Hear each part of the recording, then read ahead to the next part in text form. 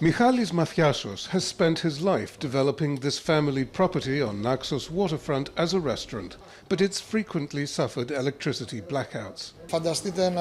Imagine having a full house, people waiting for their coffee or lunch and being unable to operate the bar or the kitchen. Each power cut costs us between 500 and 1,000 euros, depending on the season. The problem was that Naxos, like other Aegean islands, relied on a small local power station running on diesel generators. At the height of summer, it couldn't cope with demand, and it wasn't just tourism that was affected. Naxos is a big meat and cheese producer. The Psaropoulos dairy was forced to install its own generator to keep goods refrigerated. Now that's all in the past, because Naxos was recently connected to the mainland electricity grid. An undersea cable carries uninterrupted and plentiful power into this substation on the island. It's part of a $5 billion project that will connect the biggest Aegean islands to the grid by the end of the decade.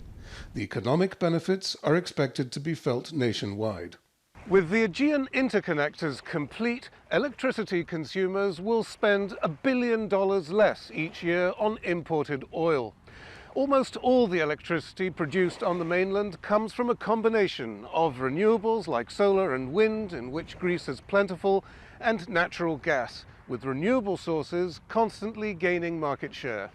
Switching off diesel generators helps the Public Power Corporation reduce the carbon it pumps into the atmosphere each year by almost 3 million tons, about a fifth of its emissions.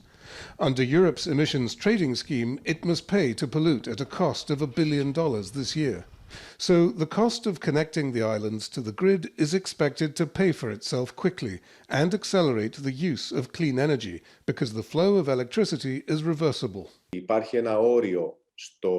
There is only so much renewable energy you can generate on the island sustainably, but new technologies in floating wind turbines that can be installed far from islands at great depths can help create a greener energy mix for the country and improve the environment. Surrounded by the Mediterranean, Greece could reap wind power on a very large scale and help the European Union meet its goal of carbon neutrality by 2050. Psaropoulos, Al Jazeera, Naxos.